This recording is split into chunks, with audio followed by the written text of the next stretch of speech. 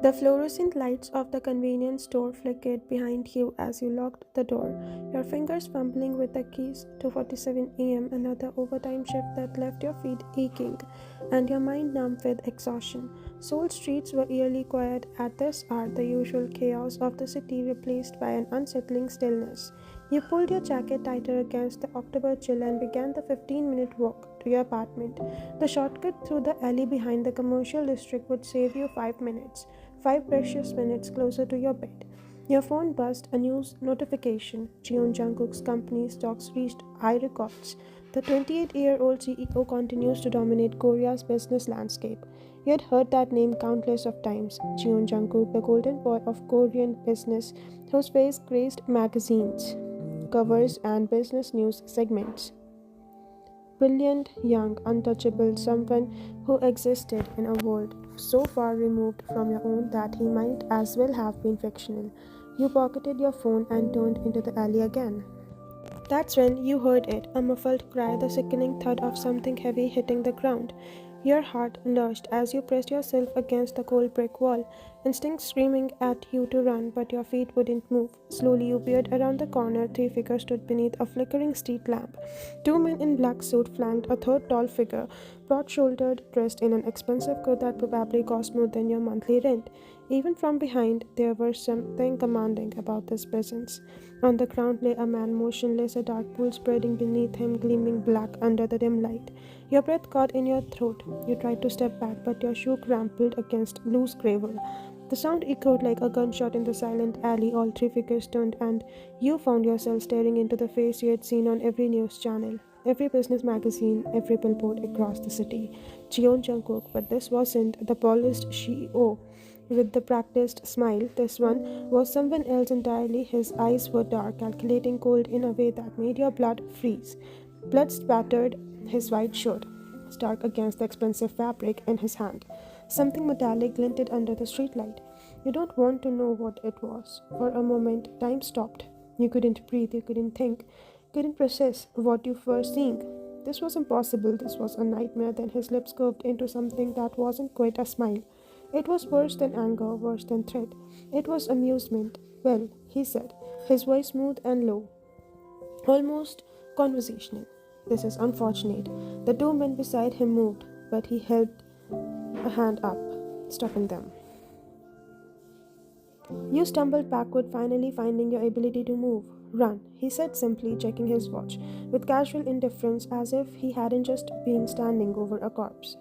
You have 10 seconds, I suggest you use them wisely.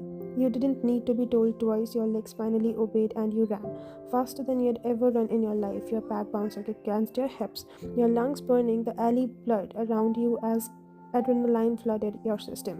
1, 2, 3. You could even hear the heartbeat pounding in your ears, drowning out everything else.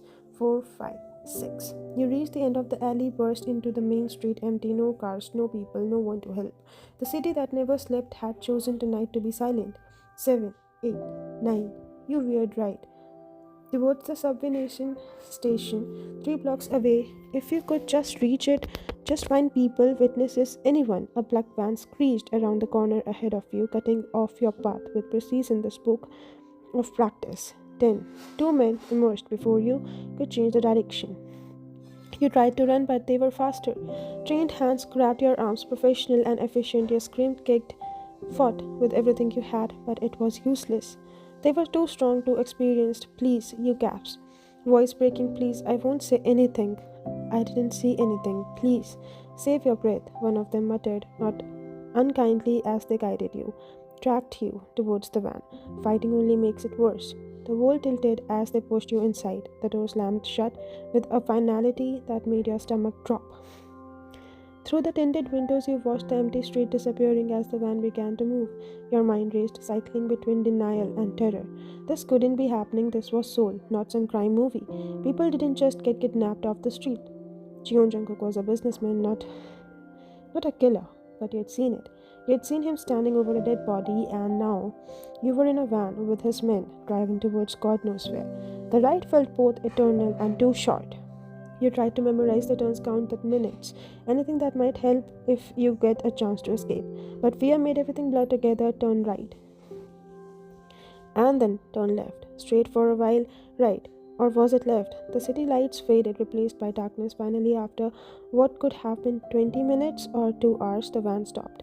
When the doors opened, you weren't in the city anymore. Towering trees surrounded you, their branches forming a canopy that blocked out the stars. A massive mansion loomed ahead, all glass and steel and modern architecture that looked like it belonged to a magazine spread, not hidden in the middle of a forest.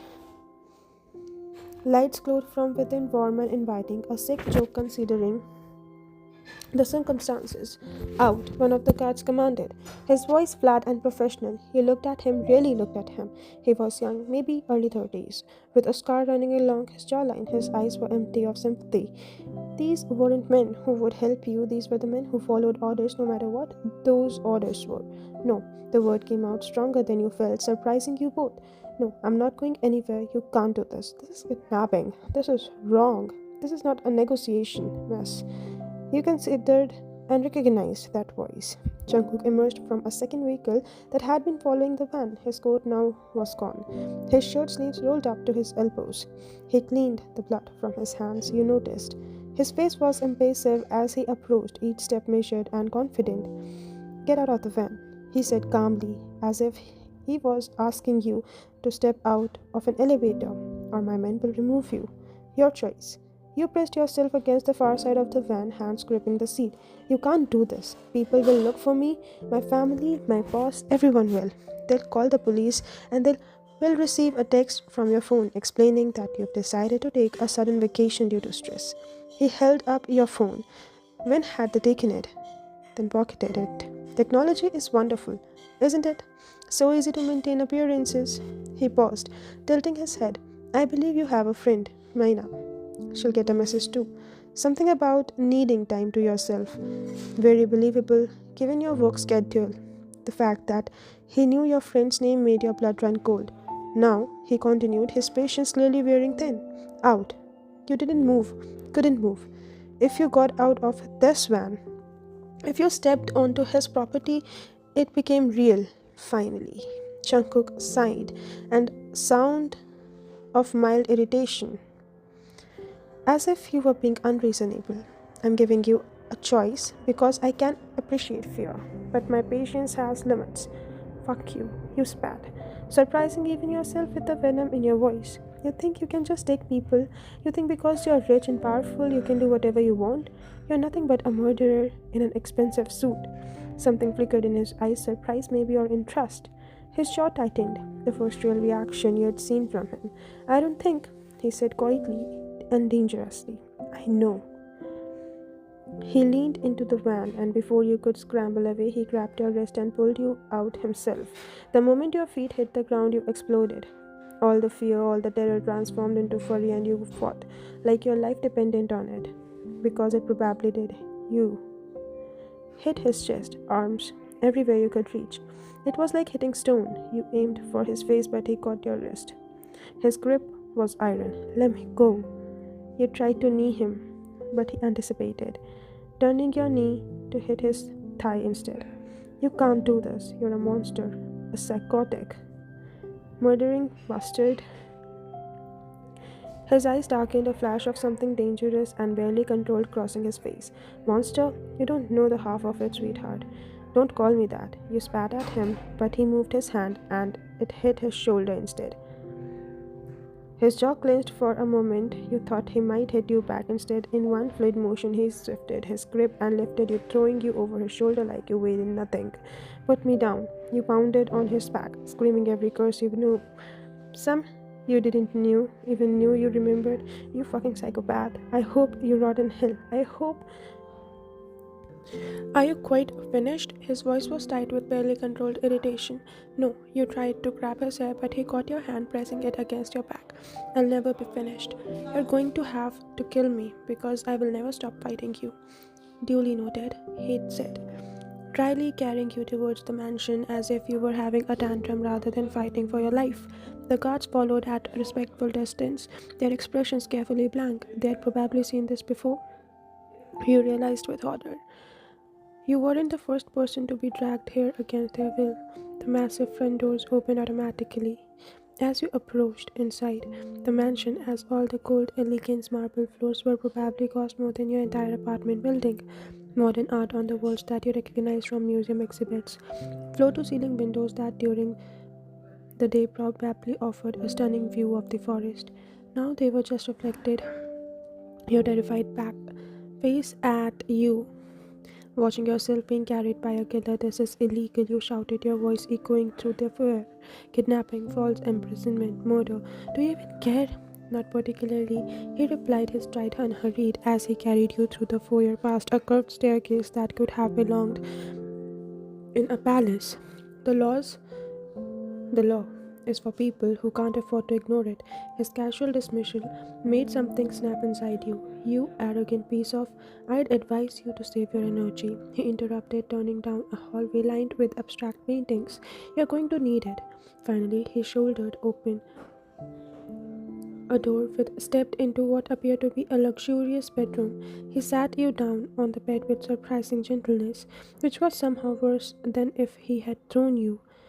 You immediately scrambled backward until your back hit the headboard, pulling your knees to your chest. The room was beautiful, all cream colors and soft lighting, with a bathroom visible through the open door and a closet that was probably bigger than your bedroom at home. It was a case dressed up as luxury.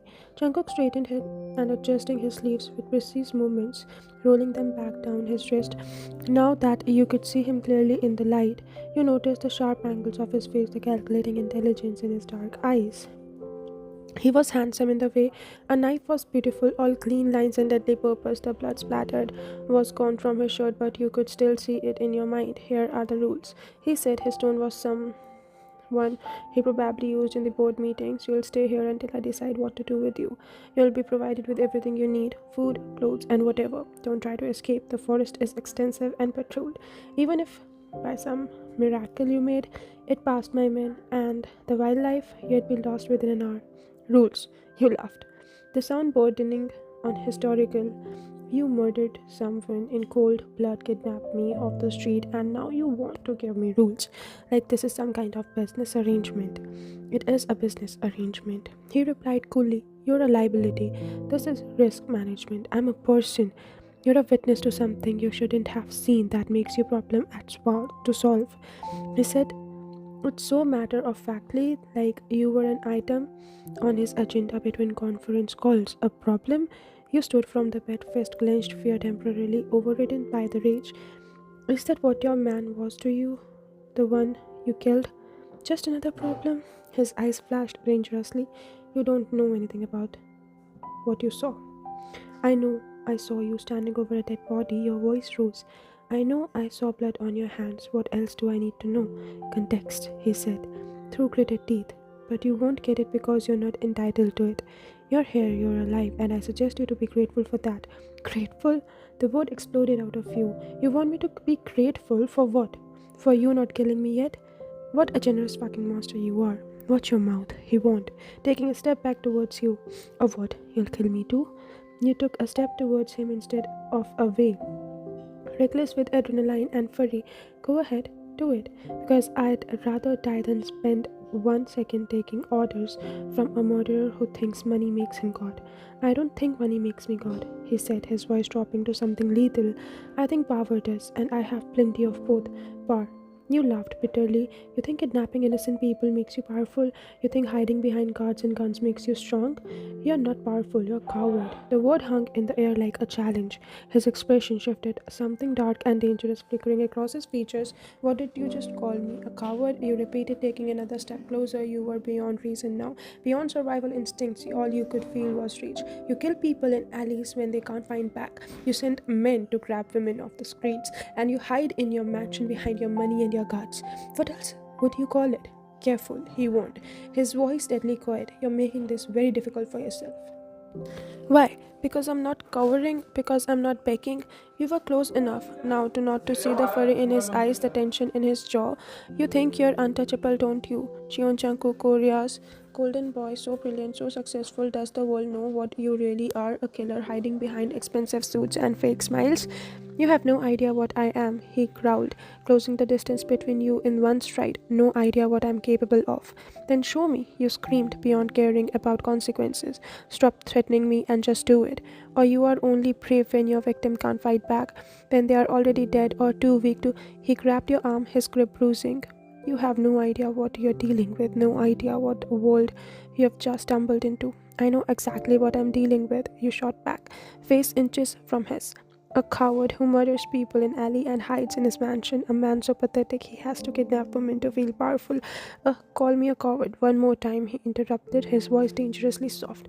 I dare you. You met his eyes, saw the fury there, the barely controlled feelings. This was the moment to back down, to apologize, to be smart. Instead, you leaned closer and whispered, Coward. The slap came before you could think twice. Your palm connected with his face, with a sharp crack that echoed through the bedroom, the sound seeming to reverberate, and through the entire mansion everything stopped. Jungkook's head snapped to the side from the impact. For a moment he didn't move, didn't breathe. The silence was deafening. Slowly and deliberately, he turned back to face you. A red mark bloomed across his cheek, stark against his skin. His eyes were dark fire, his jaw clenched so tight that you could see the muscle jumping. The look on his face made your blood turn to ice. Before either of you could move, before you could even process what you had done, the door burst open. 5 guards rushed in, weapons drawn, and aimed all point directly at your head. Red laser lights dotted your chest, your throat, your forehead. The message was clear: one wrong move and you were dead. Your breath caught. The reality of what he had done crashed over you like ice water. He had just slapped one of the most powerful men in Korea. A man who had already killed someone tonight, a man who had you completely at his mercy. Sir, one of the guards asked, his fingertip resting on the trigger ready. Orders? For a moment, Jungkook said nothing. He just stared at you, his hand slowly rising to touch his cheek where your palm had landed.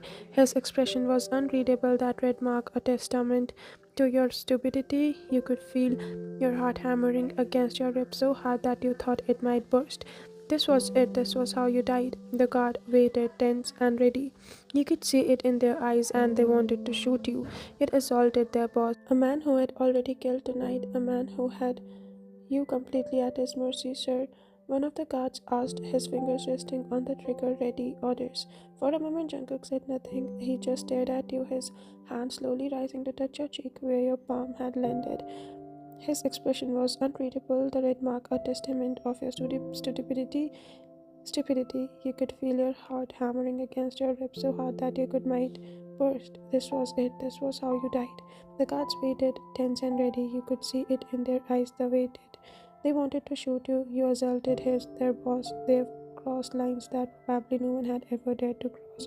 Then Jungkook's voice cut through the tension like blade. Lower your weapons. The guards hesitated, confusion crossing their faces. Sir, the one closest to the questioned. She assaulted you. Protocol that dictates.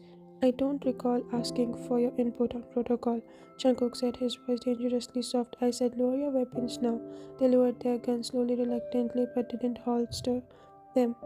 Their eyes remained fixed on you like you were a rabid animal. Jungkook turned to face them fully, and when he spoke again, his voice was a roar that made everyone in the room flinch, including you.